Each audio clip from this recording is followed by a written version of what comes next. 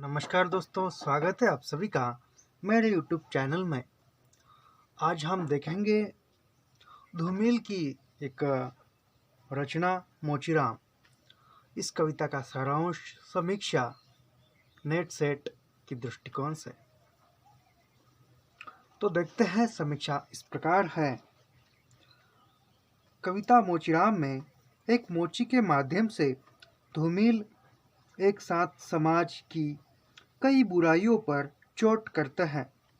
एक ओर तो वे जाति और वर्ण व्यवस्था पर चोट करते हैं, तो दूसरी ओर मध्यम वर्ग के झूठे आत्म गौरव और दिखावे की प्रवृत्ति को भी नंगा करते हैं।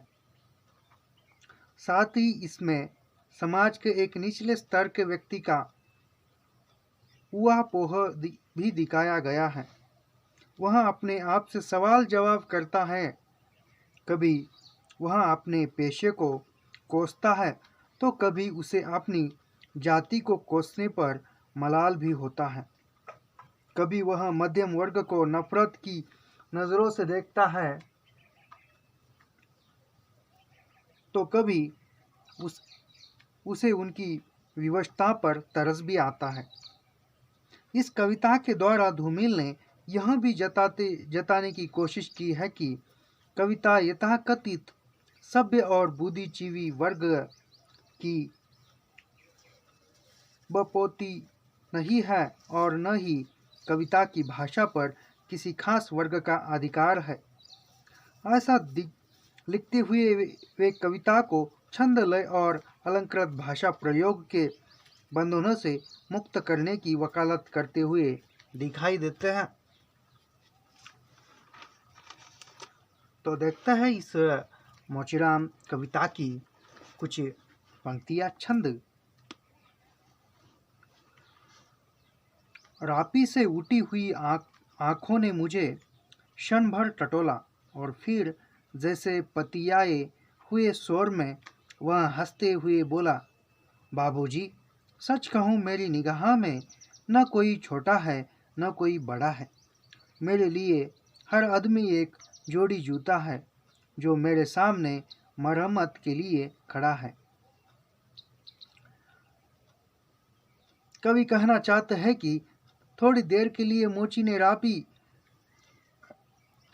मोची का औजार से आंख उठाकर मुझे घूरा और फिर हंसते हुए पतिकाये से स्वर में कहा, बाबूजी, सच कहूँ तो मेरी निगाह में न कोई छोटा है और न कोई बड़ा है। मेरे लिए तो हर आदमी एक जोड़ी जूते के समान है जो मेरे सामने अपनी मरहमत के लिए खड़ा रहता है। कहने का मतलब इतना ही है कि धूमिल जी कहते हैं, यहाँ कोई जाति पाति या वर्ण व्यवस्था से ऊंच नीच कोई नहीं है, सभी एक समान है। जैसे जूते की जोड़ी एक समान होती है, वह जूता कोई ऊंचा या बड़ा नहीं होता। उसी प्रकार व्यक्ति भी ऊंचा या बड़ा नहीं होता, एक समान होता है, जैसे जूते की जोड़ी के समान होता है और वहाँ मरम्मत करने के लिए उस मोची के पास आया होता है। उसी प्रकार समानता का यहाँ छंद में दिखाने की कोशिश की है। बड़ा नहीं है, वह सबकी उतनी ही एक समान इज्जत करता है जितनी वह एक जोड़ी जूते की करता है, अर्थात उसके हृदय में सबके लिए एक समान प्यार उभरता हुआ दिखाई देता है। दूसरा छंद इस प्रकार है कि यहाँ तरह तरह के जूते आते हैं और आदमी की अलग अलग नव्यत बतलाते हैं। सबकी अपनी अपनी शक्ल है, अपनी अपनी शैली है। मसलन एक जूता है। जूता क्या है? चकतियों की थैली है। इसे एक आदमी पहनता है जिसे चेचक ने चूग लिया है। उस पर उम्मीद को तरह देती हुई हंसी है, जैसे टेलीफोन के खंबे पर कोई पतंग फंसी है और खड़खड़ा रही है। मोचीराम कहता है कि मेरे पास कई प्रकार के जूते आते हैं और प्रत्येक आदमी की अलग अलग विशेषता बताते हैं। मोची कहता है, उन सभी आदमियों की अलग अलग तरह की शक्ल है और अपनी ही शैली है। मान लो यह एक जूता है।